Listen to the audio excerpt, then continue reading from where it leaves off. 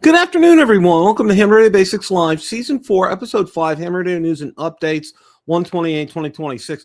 Thank you guys for bearing with me last week. I had a very busy day at work and had some things come up, and that's why you saw the pre-recorded show. I hope you guys enjoyed that. Andy is here. Welcome, Andy. Cooley is here. Welcome, Cooley. Good to see you guys. Waypoint New England, welcome, my friend. Good to see you, too, as well. All right. Thanks for stopping by today. Cooley, I saw you digging out of some snow. Oh, I so do not miss that. And my heart bleeds for you because when we were up in Ohio over Christmas, it didn't snow, but it was 20 degrees out, and the wind chill made it be like it was, almost like 0 degrees. So it was bitterly cold when we were up there, and I really feel your pain. Trust me. And Ohio's a nice place to visit, and so's up anywhere up north where I'm seeing family. But boy, oh boy, it's sure nice to come back down here. But back down here right now, just to let you guys know, we're going to have an extended frost warning. We're going to have several nights in a row with frost warning. And Saturday night, they're saying we could have snow flurries here. That's how cold it's going to get. So, yeah. Sergeant Rock, welcome. Chris, welcome. Good to see you. 12 and a half. Good grief, Cooley. Oh, my gosh. Yowza, wow. Well, I know where my kids live in Ohio, I think they got about 8.5, 9 inches, and they actually canceled the NHL game in Columbus. I think it was last night. Yeah, I think it was last night. They actually canceled the game because roads were horrible, and I remember that. And I was telling my wife, I said, the county will declare a snow emergency, and they'll give it a level number. And if it's level 3 over in the Columbus area, that means if you're on the road, you'll get arrested. I mean, they don't mess around. They do not want you on the road. So as I tell her, I'm trying to explain to her, I said, how everybody runs the grocery store whenever we're getting an advanced warning of a hurricane. Well, it's the same thing with advanced warning of a winter storm up there. But it's kind of legit, because if it gets that bad, you really cannot get out of the house, period. I mean, nobody's out, even Instacart or anything like that. So it's just absolutely positively crazy stuff. So couple of things want to get before I'm kind of going to start off with this. February 13th is coming up, guys, and that is Orlando Hamcation. We're going to be there that Saturday, which would be the 14th, I believe. Yeah, it's going to be the 14th. So if you guys are going to be out there, be looking for Val, and I will be out there Saturday all day. We just kind of go for the day. We don't go and stay overnight, because Orlando's the kind of, swap meet, if you will, or, vendor fair, swap meet, whatever you want to call it. You can get it done in a day very easily, because there's really kind of only 2 main buildings that you need to go through, and everybody's in there. So, and besides, and we'll probably see everybody that we want to see, because I want to see some of the guys from YouTube and talk to them for a few minutes. But we'll probably take some money with me, not a lot, because I don't want to break the bank. So I'm probably will be best to leave credit cards home. So, but I've been to both of them. I've been to both Hamcation and Hamvention, and I say for me, well, for a lot of reasons. Number one, Orlando's only. I used to say only an hour. It's about 2 hours away. By the time, with traffic and everything, with Disney around there, it really kind of takes about 2 hours to get over there. So it's kind of close to home. I don't have to fly to go up there, number one. Number two, Hamvention is packed to the walls. I mean, it's just packed to the walls. I didn't see anybody there. I didn't see any of the ham YouTubers. We were there all day on a Friday and did not see one of them. And I went through every building, walked the grounds where all the flea market was set up, and did not run into anybody there. But I really like how they do it in Hamcation. They do a great job there. Not to knock Hamvention at all. I really like Hamcation. I really like how they do it there. Like I said, it's kind of compact. It's real nice. Parking's pretty good there. Again, it's not in the best area of town for Orlando. I know in Hamvention it's out in Xenia, Ohio, which that's near to where my daughter and son went to college over there. So I'm actually kind of familiar with that area over there. And it's not like where it is in Orlando. It's not in a very nice part of town, but and you have to drive real careful when you're parking. But it's not a bad walk. And getting in there, it's great to see people, and that's mostly what I'm going for. I know what's out. I know what I'll see. I may get an antenna or two or something. Who knows? If something strikes my fancy. But again, that's coming up February 13th, 14th, 15th. I'm going to be posting. I'll probably be doing a show a couple of weeks, maybe next week. We'll probably do a show on Hamcation, kind of give you the layout, show you where things are and so forth. So, but definitely if you get a chance to, if you're in the area, if you're planning on doing it, I hope to see you guys there.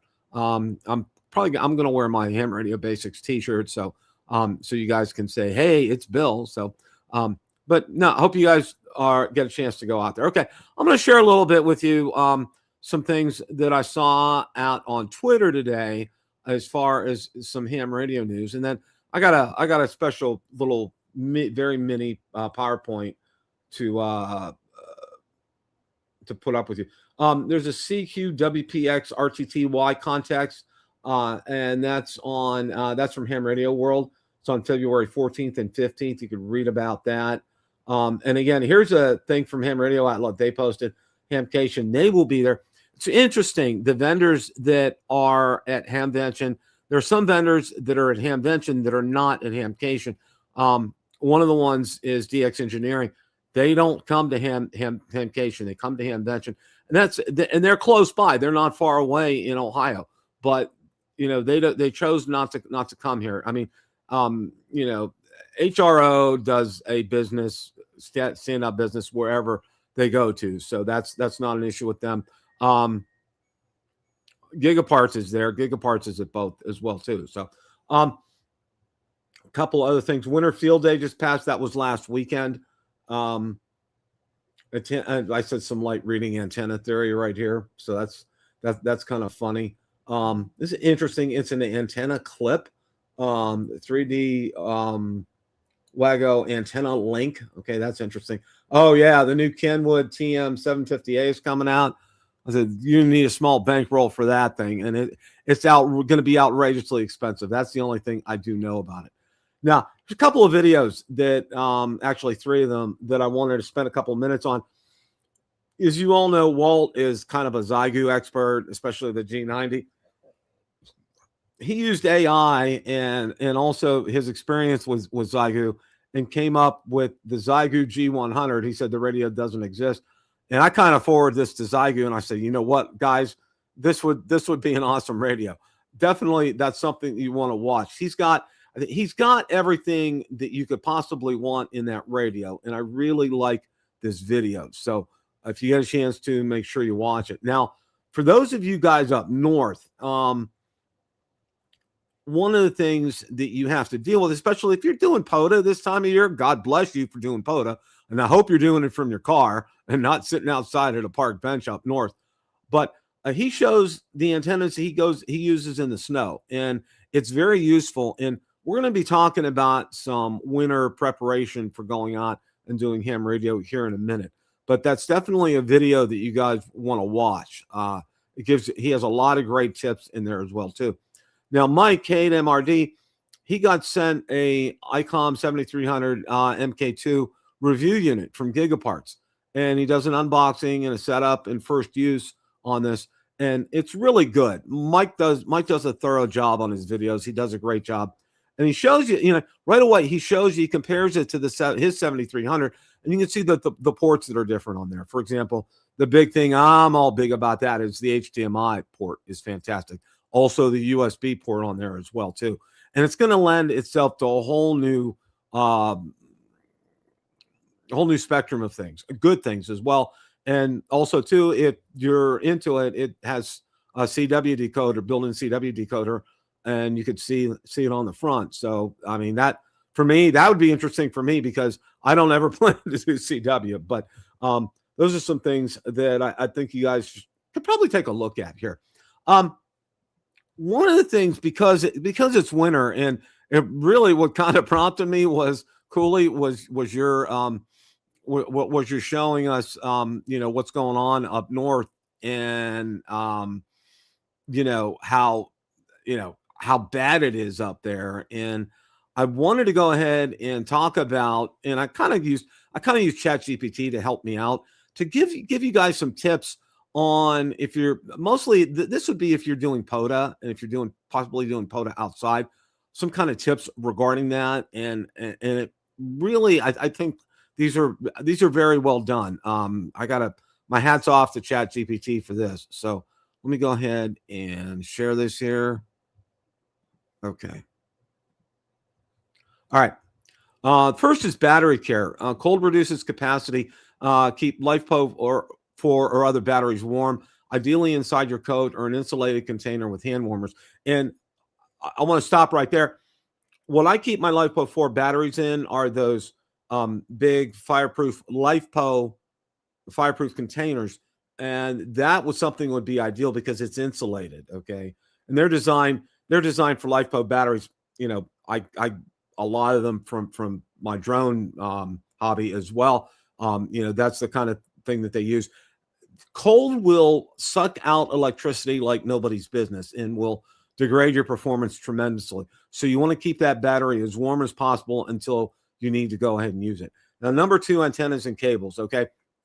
One of the things that I heard a lot of people of, because I've never done ham radio up north in the winter, so I don't know, but use coax cables rated for cold temperatures. As standard coax becomes brittle and cracks. Okay. And it does. And I've seen some videos on it, and it could really ruin your day in a hurry, because that's the last thing you expect to have happen to you, and it cracked. Well, you need to know that, that cable is made differently to survive and to do well in cold environments. And night in the first degree, or ninja in the first degree. Welcome. Thank you for stopping by here. Oh wow, that's interesting. KD9WND. Wow. Very interesting. So, and also bring some spare antennas. It's always good to have a backup antenna, especially if you're going out and doing POTA for the day. If you're going to be out for several hours, you want to have something else that's going to work in a hurry. I know that, I think it's called JPC 112, that portable setup that's in a little foldable container like this that you screw together and put up, and have some radials that you throw on the ground. That would be something that would be real good, because it's extremely quick setup, and you could still be able to get on the air with that. Okay.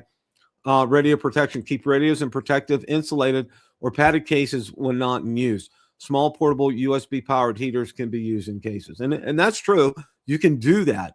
Most of the cases that you get, especially, and the big thing is, keep the thing with keeping it warm is keeping it inside your car or truck if you're going out and doing POTA, until you actually need to go out there and do it. Now, a lot of times, a lot of people are real smart, and they have antennas on their vehicles, or they hook up an antenna to the back of their bumper, or if they have a truck, and they do a POTA from the comfort of their nice warm vehicle. So that's a thought as well too. Now, this is interesting. Modes and frequencies. Lower bands, 40 meters and 80 meters, are often more reliable at night. 10 meters can still be excellent during the day, despite shorter days. So that's a really good tip right there. That's something. And again, that's something that I found through ChatGPT. And I researched that, and it is accurate. Okay. Power supply. If using a vehicle, ensure your battery is healthy. If operating from a battery, use LifePo 4 for better low temperature performance. And those batteries do work very well in low temperatures. I did read on that. I don't have experience with that, but they do a good job out there. They do a good job out there when the weather's cold. But again, the thing that you need to remember with this is you need to keep them warm until you're ready to go out there and use them and put them out there. So, all right. One more slide here. Personal comfort and safety. A lot of times we focus when we're going out there and doing POTA, and I'm thinking of myself as well too. I'm not thinking about myself. I'm thinking about getting the radio, the antenna set up, and so forth and everything. And I'm not thinking about myself personally. And in a lot of instances, for example, if you're doing POTA in the state of Florida, you need to be aware of a couple of things. One, you need to be aware of and make sure that where you're set up, that you don't have any creepy crawlies around you. And what I mean by are snakes, because there's a lot of indigenous snakes to the state of Florida, and a lot of them are poisonous. And the other creepy crawly that you don't want to see is alligator, 8 or 9 or 10 foot long. So hopefully, you get into an area where you don't have to encounter either one of those. So I know that. Well, I know, for example, Mike K at MRD, he on one of his video, he went out way out back in the state park in Texas.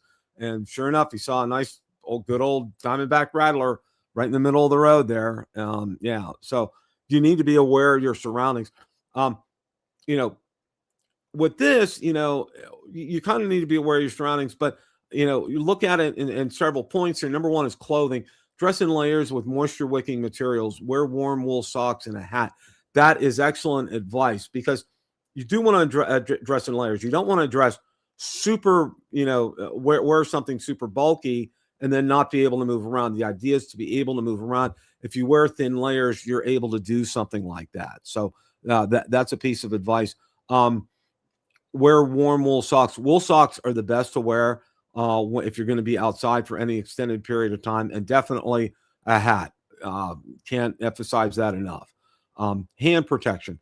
Use mittens or fleece gloves designed with slots for fingers, which allow for manipulating dials and keys. A lot of us don't think about that when we're going out there to do POTA outside, that we use normal gloves to do that. And that's not going to work in that instance. That's not going to work, because you need that, fine to tune also, and to do other things with your radio, to key your mic up and so forth. And it's really hard with those bulky winter gloves to do something like that. So that's why you need to have those special gloves that have slots for fingers to be able to allow you to use your fingers. Insulation. Avoid standing directly on frozen ground. Use foam mats, carpet scraps, or chairs to insulate yourself. And that's a really good point as well, too. A lot of times when people set up for POTA, a lot of times they'll do it on a picnic bench, which is okay. But even when you're doing it on a picnic bench, it's inside a shelter which has a concrete platform. Well, it would be a really good idea to, like it said there, either an old scrap piece of carpet or, some other kind of mat to put down there, so your feet aren't absorbing that cold directly. It does make a difference, even though it may not be very thick. It does make a difference to do something like that. Or a chair, it said. I mean, if you don't have a chair there, obviously that's something that you want to have. And a chair may be a whole lot warmer than like a bench on one of those picnic tables at a shelter when you're doing POTA. So last one, hydration and food. Drink water, not just coffee. Pack snacks that won't freeze solid, such as energy bars kept in inner pockets. Okay. I found myself many times almost on the borderline of dehydration, because I'd be drinking something other than water. And, as much as people say drink Gatorade and Powerade and all those other kind of things, water, it's always good to have regular, ordinary water as well, too. And that you can't emphasize that enough. And you don't want to drink too much coffee, because, enough, obviously, to function. I know, my wife you don't want to talk to my wife unless she's had her coffee. She's one of those kind of people. And, a lot of people do need their caffeine in the morning. I mean, I need my caffeine, and I don't get it via coffee. I get it via soft drink. So, but these are just some tips that I wanted to get out there for you guys, so you can have an awareness of what you need to do when you're going out during the winter. I mean, because it is different out there. I mean, going out in the summertime or the spring or the fall, it's completely different beast versus going out in the winter. And that's why you need to heed these instructions. And I wanted to get it out there, because we just had Winter Field Day last weekend, and I know a lot of you participated up north in that, which is great. And I did see there were some good results that they measured out there. I did see that. So, and I recently, I'm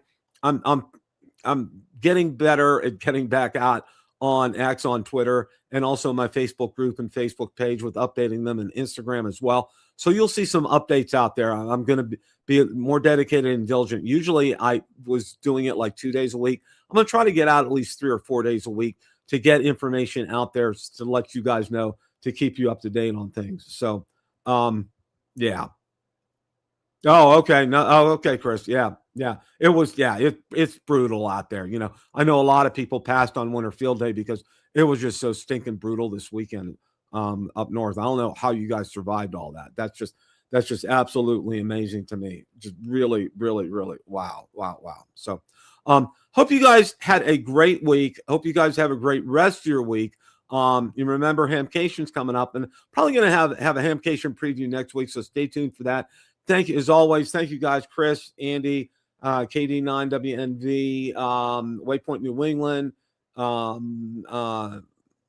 Ninjalin, the First Degree, and forgive me if I'm pronouncing it wrong. Of course, Cooley as well. Thank all you guys for showing up. I really appreciate each and every one of you. Make sure you hit that like button on the way up and out. And as always, guys, it's a great day to make a QSO. 7 3s, everybody. Have a great rest of your evening.